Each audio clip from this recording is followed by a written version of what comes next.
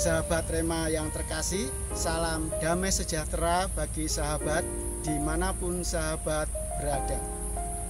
Renungan hari ini diambil dari Injil Lukas bab 12 ayat 13 sampai dengan 21 dengan tema mengendalikan gelora ketamakan.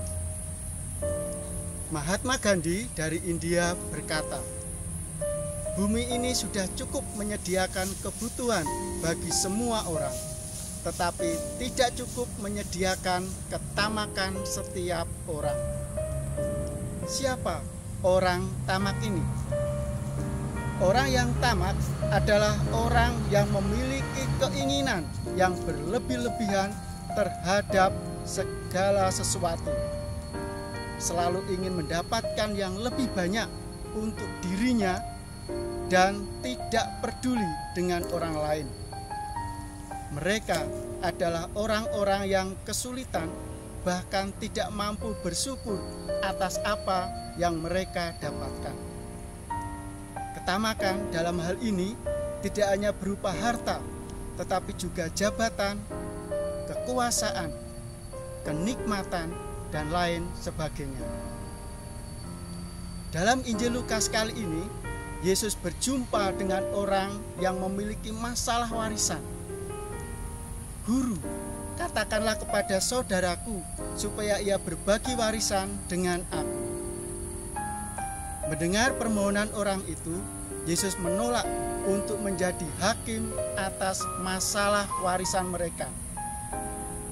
Yesus menegaskan kembali bahwa kehadirannya bukan untuk mendukung ketamakan, melainkan justru membebaskan orang dari ketamakan.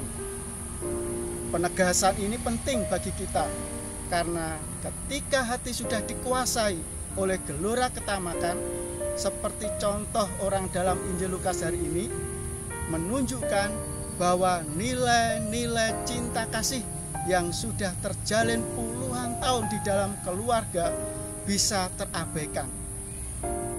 Gelora ketamakan mampu menjadikan warisan bukan lagi dirasakan sebagai berkat, namun justru menjadi sarana permusuhan antar anggota keluarga. Sahabat Rema, bagaimana menghadapi gelora ketamakan ini? Yesus dalam hal ini memberikan sebuah solusi, yakni agar kita selalu berjaga-jaga dan waspada terhadap ketamakan. Dan menurut saya, selama proses berjaga-jaga dan waspada inilah kita diajak oleh Yesus untuk berani menempatkan Tuhan menjadi yang pertama dan terutama dalam hidup kita.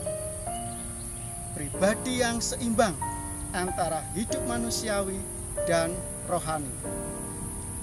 Pribadi-pribadi semacam inilah, bila mengalami hidup berkekurangan, ia tetap semangat dalam berkarya dan meyakini bahwa Tuhan selalu menyertai perjuangannya.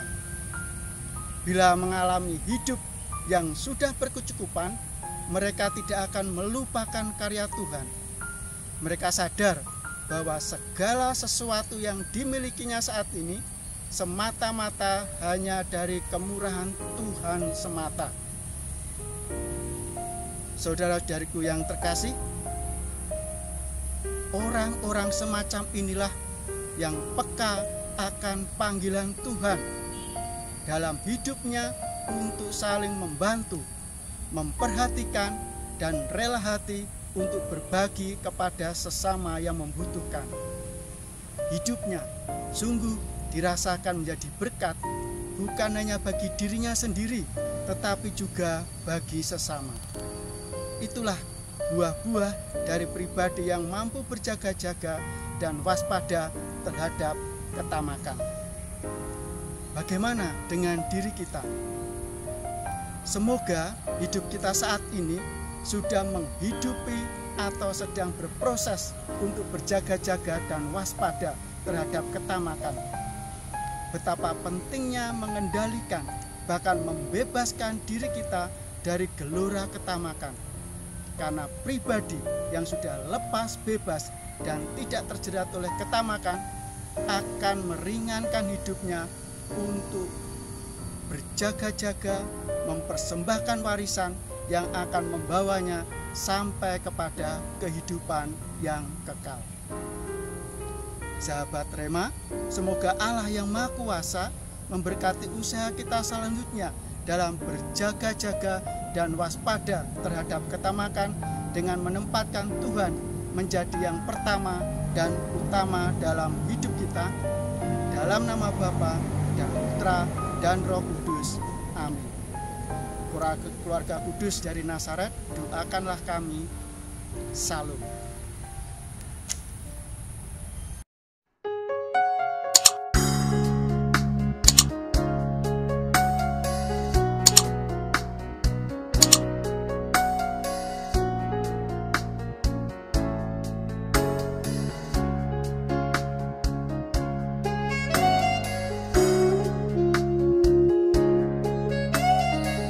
Sahabat Rema, sampai jumpa dalam program berikutnya.